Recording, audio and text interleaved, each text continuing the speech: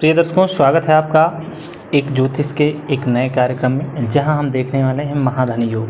हमने कई वीडियो में महाधनी लक्ष्मी योग, राजलक्ष्मी योग, राजराजेश्वर योग, निर्माण योग, बहुत सारे योग देखे हैं।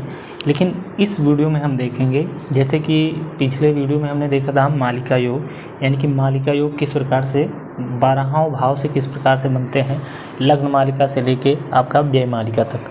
उसी प्रकार इस वीडियो के अंतर्गत हम देखने वाले हैं कि 12 लग्नों में जो है महाधनी योग किस प्रकार बनता है, यानी कि मेष से लेकर आपके और मीन राशि तक जो भी लग्न होते हैं, यानी इन राशियों के जो लग्न होते हैं मेष लग्न से लेकर मीन लग्न तक, तो किस प्रकार से कुंडली में महाधनी योग बनते हैं। यानी कि हर कुंडली में 3-4 दुर्योग, 4-5 राजयोग बने रहते हैं, महाधनी योग बने रहते हैं। लेकिन ऐसा होने से जातक जो है श्रेष्ठ जीवन यापन करता है। परेशानियां साथ में रहती हैं, पैसा आएगा तो आपके साथ साथ परेशानियां भी आएंगी, लेकिन हाँ महाधनी है तो फिर आपके पास धन की कमी तो हर चीज़ के लिए नहीं होगी। तो चलिए शुरू करते हैं यहाँ पर कि महाधनी योग हर लग्न में किस प्रकार से होता है।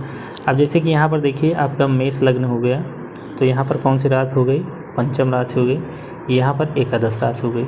इन्हीं को आपको देखना है, यानी आपका लग्न हो गया मेष।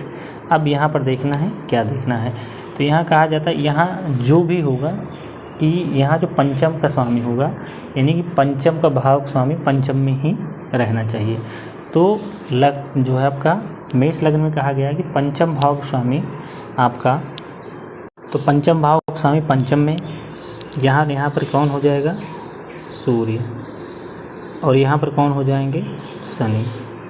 यानी पंचम भाव का स्वामी पंचम में, एकादश भाव का स्वामी एकादश में, ये भी महाधनी योग है। अब यहाँ देखिए सूर्य और शनि आमने सामने पर रहेंगे, यानी कि यहाँ पर कहेंगे कलंकित योग भी है, यानी कलंक लगना। तो जीवन में जो आगे बढ़ेगा उसके साथ साथ ये सारी घटनाएं तो होना आम बात है। अगर आप महाधनी बनने वाले हैं तो कुछ ना कुछ तो आपको झेलना पड़ेगा।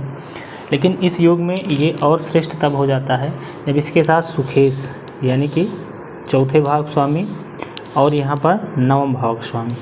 1-2 लग्न हैं ऐसे जहाँ पर ये देखना है कुछ साथ में इनके रहने चाहिए, कुछ इनको बल मिलना चाहिए। यानी सुखेश यहाँ पर कौन हो गया, तो यहाँ पर हो जाएंगे चंद्रमा, और यहाँ पर हो गए गुरु। यानी कि पंचम भाव स्वामी पंचम में और एकादश भाव में गुरु, शनि और चंद्रमा हैं, तो ये मेष लग्न में महाधनी योग का निर्माण करेंगे। अब यहाँ पर चंद्र और शनि की युति से विष योग भी होगा, यानी ये सारे योग होगा, लेकिन आप महाधनी होंगे। यानी कि आप मानसिक रूप से अशांत रह सकते हैं, लेकिन आपके पास धन भी बहुत हो सकता है। जिसके पास धन रहता है वैसे भी अशांत रहता है, रात को नींद नहीं आती है, तो वही चीज़ है। अगला देखते हैं आपका, यानी वृषभ लग्न की कुंडली यहाँ पर का निर्माण करते हैं।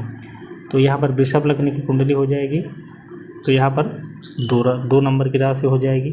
अब यहाँ 2 नंबर की राशि हो जाएगी, तो यहाँ पर 6 नंबर की राशि हो जाएगी, और यहाँ पर आपका 12 नंबर की राशि हो जाएगी। अब यहाँ गया है कि वृषभ लग्न में आपका यहाँ पर स्वामी कौन होंगे, पंचम भाव स्वामी, तो बुध हुए, और यहाँ पर हुए गुरु। यानी कि अब इसमें भी आपको देखना है कि यहाँ पर इसके साथ आपको गुरु के इस भाव में ये 2 लग्न ऐसे हैं जहाँ पर कुछ न कुछ साथ में रहना चाहिए। यानी कि यहाँ एकादश भाव में गुरु के साथ आपके चंद्रमा होने चाहिए, और उसके बाद मंगल होने चाहिए। यानी पंचम भाव स्वामी पंचमेश पंचम में, और लाभेश के साथ जो लाभेश भाव स्वामी हैं उनके साथ चंद्रमा और मंगल होने चाहिए। यानी गुरु, मंगल और चंद्रमा, ये 3 ग्रह एक साथ ऐसे ही बैठ जाएँ तो ये अपने आप में ही राजयोग का निर्माण कर देते हैं। लेकिन अगर ऐसी स्थिति है तो ये आपका महाधनी योग का निर्माण करते हैं। उसके बाद आ जाते हैं हम मिथुन लग्न की कुंडली में। तो मिथुन लग्न की कुंडली यहाँ पर होगी, तो यहाँ पर 7 हो जाएगा, और यहाँ पर 2, और यहाँ पर मेष लग्न हो जाएगा। अब मिथुन लग्न की कुंडली में आपका 5वें भाव स्वामी बनते हैं शुक्र। इसमें सब में आपका पंचमेश पंचम में ही रहेंगे, और एकादशेश जो है आपके एकादश भाव में ही रहेंगे, और यहाँ हो जाएंगे मंगल। तो ये हो जाएगा महाधनी योग। उसके बाद आते हैं आपके कर्क लग्न की कुंडली में। यहाँ पर कर्क लग्न होगा तो यहाँ 8 नंबर की राशि हो जाएगी, और यहाँ 2 नंबर की हो जाएगी। अब यहाँ पर इसके स्वामी बनते हैं मंगल, और इसके स्वामी बनते हैं शुक्र। उसी का उल्टा अभी जिससे पहले जो शुरू था उसका जो है उल्टा हो गया। ये हो गया आपका महाधनी योग।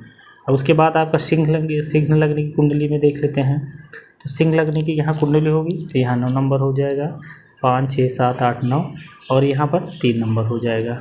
तो सिंह लगने कुंडली में आपका पंचम भाव में आपके गुरु और इसके बाद यहाँ पर बुध, चूँकि यहाँ पर 11वें भाव में उनकी राशि होती है तो यहाँ पर बुध, ये हो जाएगा महाधनी योग। उसके बाद आपका आता है कन्या लग्नी कुंडली।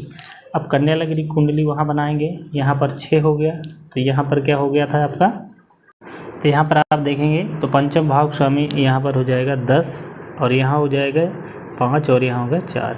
तो यहाँ हो गए आपके शनिदेव और यहाँ हो गए चंद्रमा। अब इससे 20 योग का निर्माण होगा, लेकिन अब महाधनी योग का भी निर्माण होगा। उसके बाद आ जाता है आपका कन्या के बाद आ जाती है आपकी तुला। अब तुला राशि यहाँ पर है तो यहाँ पर हो जाएगा फिर शनिदेव के ही 11 नंबर और यहाँ पर 6 और ये 5। तब यहाँ इसके स्वामी हो जाएंगे सूर्य और इसके फिर से स्वामी हो जाएंगे शनि। अब यहाँ फिर देखिए इनका दोनों का दृष्टि संबंध बन रहा है, ये दृष्टि संबंध बन रहा है, लेकिन ये होगा आपका महाधनी योग। उसके बाद अगला जो देखते हैं, अब अगला है आपका वृश्चिक लग्न। तो वृश्चिक लग्न यहाँ पर आपका हो गया 8 नंबर। तो यहाँ पर वृश्चिक लग्न में 8 तो यहाँ हो जाएंगे आपके गुरु और यहाँ हो जाए 7 और 6। तो यहाँ पर फिर वही परिवर्तन, यानी यहाँ गुरु और यहाँ पर बुध। अब ये एकादश भाव में यहाँ पंचम में एकादश। इस सूत्र का मूल यही है कि पंचमेश पंचम में होने चाहिए, एकादशेश जो है यानी कि लाभ भाव का स्वामी लाभ भाव में और ज्ञान भाव का स्वामी ज्ञान भाव में होना चाहिए। तो ये हो जाता है आपका महाधनी योग। उसके बाद आ जाता है धनु लग्न। तो धनु लग्न में यहाँ 9 10 11 12 1 और यहाँ पर 8 और 7। तो यहाँ इनके स्वामी हो गए मंगल और यहाँ हो गए शुक्र, जो यहाँ इसका उल्टा विपरीत चलने लगता है। उसके बाद आपका आ जाएगा मकर लग्न। तो मकर लग्न यहाँ पर हो जाएगा तो यहाँ हो जाएगी 2 नंबर की राशि और यहाँ पर 9 और 8। तो यहाँ हो गए मंगल और यहाँ हो गए शुक्र। उसके बाद आप जाता है आपका कुंभ लग्न। तो कुंभ लग्न यहाँ पर हो जाएगा तो यहाँ हो जाएगा 3 और यहाँ हो जाएगा आपका 10 और ये 9। तो यहाँ हो गया 9। तो यहाँ पर आपके 3, यहाँ पर आपके जो कुंभ लगने के बाद यहाँ बुध हो जाएंगे। जब यहाँ बुध हो जाएंगे, जैसे कि हम पीछे भी देखे हैं कि उनके साथ गुरु, यहाँ पर जो गुरु रहेंगे तो गुरु चंद्रमा और मंगल, यानी गुरु चंद्रमा और मंगल। क्योंकि बुध जो है कुमार ग्रह है तो इसको थोड़ा सा सपोर्ट की आवश्यकता है। तो यहाँ पर ये चीज़ जो है इनके साथ इनको मिश्रित किया गया है। ये ज्योतिष शास्त्र ऋषियों ने जो बताया है यहाँ पर उस चीज़ को हम ऐड कर देते हैं। उसके बाद यहाँ पर आ जाता है अंतिम लग्न जो है आपका मीन लग्न। अब यहाँ मीन लग्न हो जाएगा तो यहाँ आपकी कर्क राशि हो जाएगी और यहाँ 11 और यहाँ पर 10, यानी कि यहाँ इसके राष्ट्रपति हो गए शनि और यहाँ के राष्ट्रपति हो गए चंद्रमा। तो इन दोनों के आप योग से आप देखेंगे तो यहाँ देखिए तो यहाँ 20 योग का निर्माण होगा, लेकिन फिर भी ये महाधनी योग की श्रेणी में आएगा। यानी कि 12 जो है लग्नों में आपका महाधनी योग उस दशा में होगा जब आपके पंचम भाव का स्वामी पंचम भाव का स्वामी आपके पंचम में बैठा हो और एकादश भाव का स्वामी एकादश में बैठा हो, तो महाधनी योग का निर्माण होना है। अब यहाँ पर आपको लग्न देख लेना है, लग्न कौन सा है और यहाँ इसके स्वामी कौन होते हैं। इस प्रकार से देखेंगे तो आपको भली भांति अच्छे प्रकार से समझ आ जाएगा। वैसे 1-2 जो यहाँ पर कुछ विशेष थे उनको बताने के बाद भी ये आप समझ सकते थे, लेकिन एक एक करके सबको यहाँ पर दिखाया कि आप पूरी तरह से अगर इतना पूरा देखे होंगे तो ये समझ में आ गया होगा कि महाधनी योग का निर्माण किस प्रकार से होता है। यानी कि आपके पंचम भाव के स्वामी पंचम में, एकादश भाव के स्वामी एकादश में हो तो ये महाधनी योग का निर्माण होता है।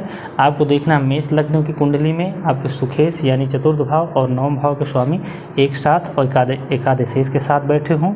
उसके बाद दूसरा है आपका वृषभ लग्न में आपके 11वें भाव में गुरु के साथ चंद्रमा और मंगल की युति हो, या आपका कुंभ लग्न की कुंडली में भी गुरु चंद्रमा और मंगल की युति 11वें भाव में हो, तो ऐसी दशा में महाधनी योग का निर्माण होता है। तो आप देख लीजिए आपकी कुंडली में अगर योग है तो अत्यंत श्रेष्ठ है, और अगर आपकी कुंडली में है तो आप ये सारी चीज़ें भोग रहे होंगे, उसका जो है आप सारी चीज़ें आपको प्राप्त हो रही होंगी। तो वीडियो आपको पसंद आया हो, जानकारी अच्छी लगी हो और चैनल पर नए हैं तो लाइक करके सब्सक्राइब कर लीजिए, बेल आइकन को जरूर प्रेस कर देना। मिलते हैं एक नई जानकारी के साथ, तब तक के लिए नमस्कार।